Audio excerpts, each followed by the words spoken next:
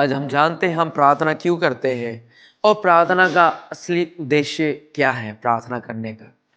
अक्सर हम सोचते हैं कि प्रार्थना मतलब मांगना अपनी ज़रूरतों के लिए, अपने हर एक आवश्यकताओं के लिए।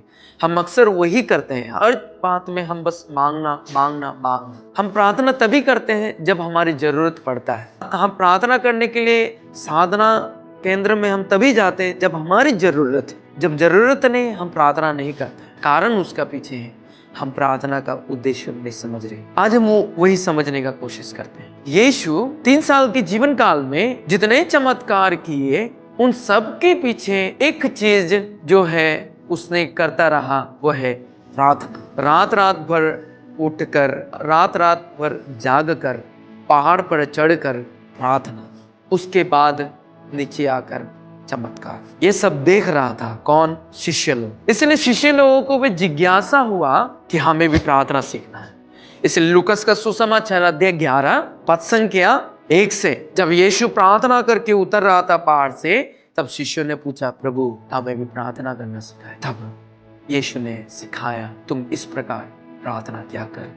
और वो कौन सी प्रार्थना? जब हर दिन हम दोहराते हैं, हे पिता हमारे। वहीं पे एक असली अर्थ, एक असली मतलब, एक असली उद्देश्य यीशु ने प्रार्थना का सिखाया, वो ये है, पिता हमारे। हमारे पिता।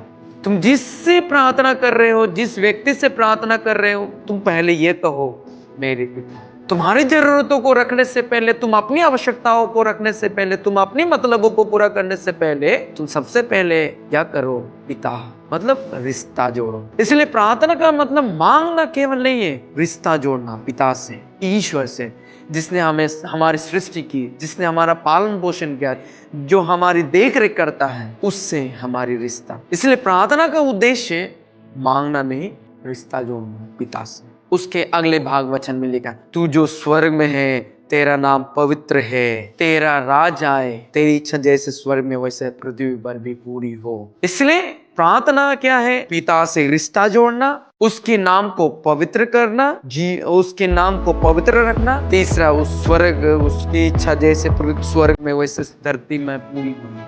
उद्देश्य उसकी इच्छा को अपनाना, उसकी पवित्रता, वो पवित्र है इसलिए उसकी पवित्रता को अपनाना प्रार्थना का उद्देश्य। पहला, रिश्ता जोड़ना। दूसरा, वो पवित्र है इसलिए उसकी पवित्रता को हम अपनाना। यीशु ने कहा, बाइबल में वचन में लिखा है, पिता ईश्वर पवित्र है इसलिए तुम भी पवित्र बनो, उसके सदृश्य में पवित्र बनो। हम उसके सदृश्य में बनाए गए इसलिए वचन में लिखा, उसके सदृश्य में तुम अपने समस्त आचरण में पवित्र बनो।